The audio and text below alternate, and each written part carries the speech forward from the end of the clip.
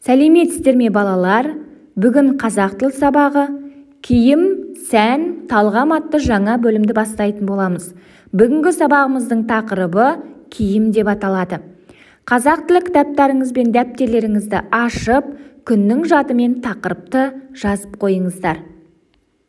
Бүгінгі сабақтан меңгеретіндеріңіз сұрақтарға жауап беру арқылы мәтінді түсіну, сөз ішіндегі және сөз аралығындағы ықпалдарды ажырату. Балалар, суретте көріп тұрғандарыңыздай, киім киюдің біздің өмірімізде алатын маңызы өте зор.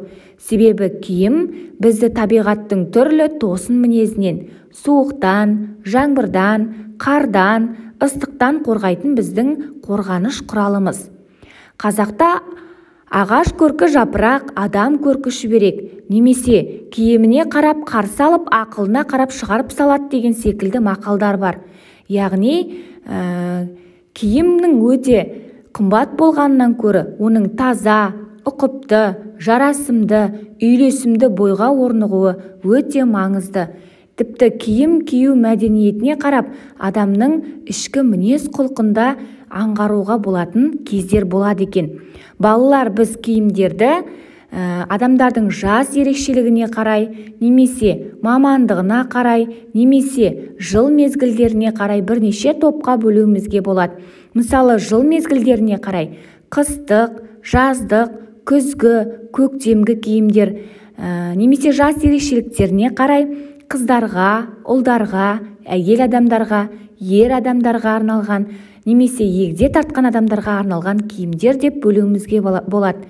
Сонымен қатар, адамдардың мамандық, яғни айналысатын саласына қатысты да әртүрлі топтарға бөлеміз. Балалар, киім кию стильдері әртүрлі. Мысалы, классикалық үлгідегі киімдер әртүрлі офистерде жұмыс жасайтын адамдардың киім кию үлгісі болып табылады. Сонымен қатар спорттық үлгі, этно үлгі, яғни ұлттық киімдеріміз. Сонымен қатар күнделікті киім үлгісі болып бөлінеді. Балалар, бірінші тапсырма мәтінге назар аударайық. Мәтіннің тақырыбы бас киімдер деп аталады. Қазақ халқының ұлттық киімдерінің түрі де, үлгісі де аса бай. Оның көркем үлгілері әлемнің этнографиялық мұражайлары мен көрмелерінен орын алған. Сондай ұлттық киімдердің бірі бас киімдер. Қазақта бас киімді ерлер де, әйелдер де киеді. Ерлер мен әйелдердің бас киімдері әр түрлілігімен ерекшеленеді. Ерлердің бас киімдері саны жағынан онша көп емес.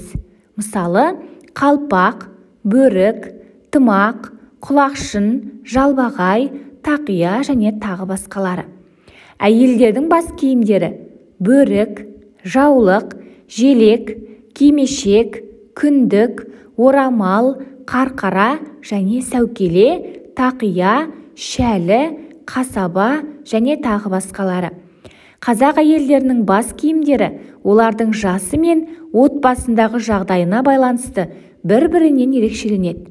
Жазды күні қыздар түрлі түсті жібек, барқыт, мақпалдан тігілген, төбесі жайпақ дөңгелек тақия кисе, қыс маусымында кәмшат бөрік киген. Балалар, мен мәтінді оқып шықтым. Ендігі сіздерге бірінші тапсырма, мына сұрақтарға ауызша жауап беріңіздер. Бірінші, киім киюдің адам өміріндегі маңызы қандай деп ойлайсыңдар? Екінші сұрақ, мына аталған бас киімдердің ішінде қайсысын білесіңдер? Үшінші, сенің отбасыңдағы адамдар бас киімнің қандай түрлерін киеді? Мінекей осы сұрақтарға мұғалімге ауызша жауап беріңіздер. Екінші тапсырма, мына сөздерді дәптерлеріңізге жазып, ықпал түрін ажыратыңыздар. Біз өткен сабақтардан білетініміздей, ілгерінді, кейінді, тоғыспалы ықпалдың қалай жасалатындығын анықтадық, иә? Осы сөздерді, яғни құрбы құрдас, көзқарас, көккіл, жанболат сөздерін дәптерлеріңізге жазып, ықпал түрлерін ажыратасыздар. Ендеше балалар, тапсырма орындауға сіздерге сәттілік. Міндетті түрде тапсырмаларды дәптерлеріңізге орындап болғаннан кейін мұғалімге жолдаңыздар. Бүгінгі сабағымыз аяқталды.